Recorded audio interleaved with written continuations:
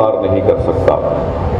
इसीलिए आप और हमने देखा कि सुप्रीम कोर्ट के सीनियर मोस्ट 4 जजेस आकर प्रेस कॉन्फ्रेंस करके कहते हैं, अपनी बेबसी और लाचारी का इजहार इस तरह से करते हैं और कहते हैं कि जमहूरियत को बचा लो।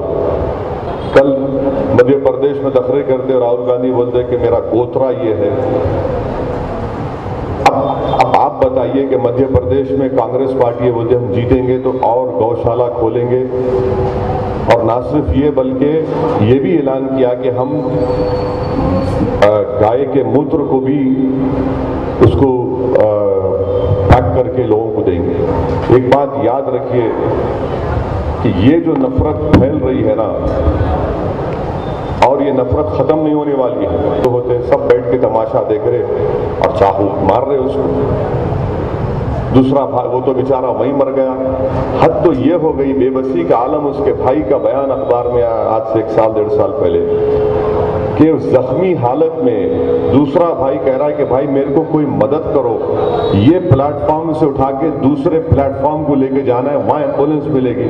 तो लोग खड़े रह के वीडियो निकाल रहे उसका। तो ये हालात हैं, और ऐसे माहौल में अगर कोई ये बोलेगा कि मेरी 1.5 इंच की मस्जिद अच्छी है और तुम्हारी खराब है, तो मैं कहूंगा कि ये दुश्मन है। इसको हालात से मुकाबला करने का तरीका नहीं आ रहा है, और वो गैर जरूरी कि हमको कमजोर कर रहा है। पूरे तेलंगाना में मजलिस के 7 MLA हैं, हम 8 असेंबली सीट से मुकाबला कर रहे हैं। नामपल्ली की सीट के लिए राहुल गांधी और चंद्रबाबू नायडू आके कैंपेन कर रहे हैं।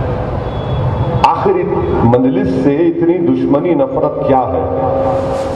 अमित शाह बोलते कि मैं पूरे तेलंगाना से मजलिस को खत्म कर दूंगा। अब तो हद ये हो गई कि बीजेपी का एक उम्मीदवार कह रहा है कि अकबरुद्दीन ओवैसी गर्दन काट दूंगा। तो ये इनके अज़ाइम है, ज्यादा फर्क इन दोनों में नहीं है, जहर उतना ही है।